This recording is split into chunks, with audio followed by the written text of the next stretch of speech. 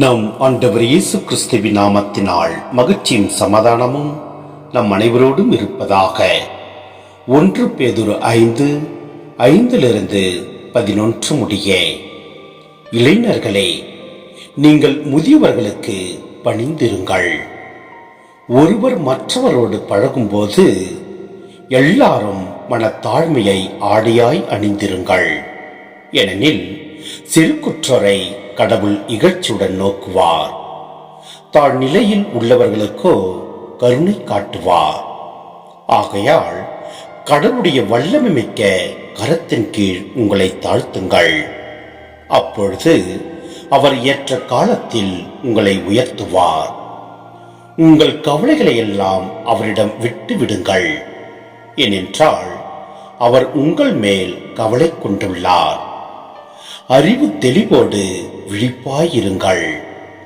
உங்கள் எதிரியாகிய அழகை யாரை விழுங்கலாம் என கர்ஜிக்கும் சிங்கம் போல தேடித் திரிகிறது. அசையாத நம்பிக்கை கொண்டவர்களாய் அதனை எதிர்த்து நில்லுங்கள்.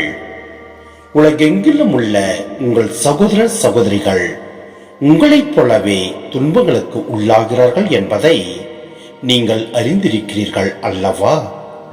எல்லா அருளும் நிறைந்த கடவுள் இயேசு கிறிஸ்துவுக்குள் என்றும் நிலைக்கும் தம் ஆட்சியில் பங்கு கொள்ள உங்களை அழைத்திருக்கிறார்.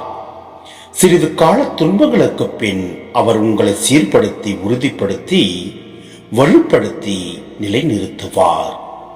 அவரது வல்லமை என்றென்றைக்கும் உள்ளது. ஆமென்.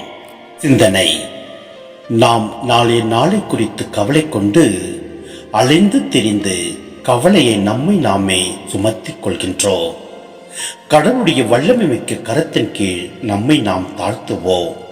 அப்பொழுது நம் ஆண்டவர் ஏற்ற காலத்தில் நம்மை உயர்த்துவார். ஏனென்றால் நம் மீது நம் ஆண்டவர் கவலை கொண்டுள்ளார். நாம் ஒவ்வொரு நாளும் விழிப்பாயிருப்போம். ஏனெனில் சாத்தான் நம்மை எப்போது விழுங்கலாம் என கர்ஜிக்கும் சிங்கம் போல காத்து கிடக்கின்றான். எனவே நம் ஆண்டவரிடம் நம்மை முழுமையாய் ஒப்படைப்போம்.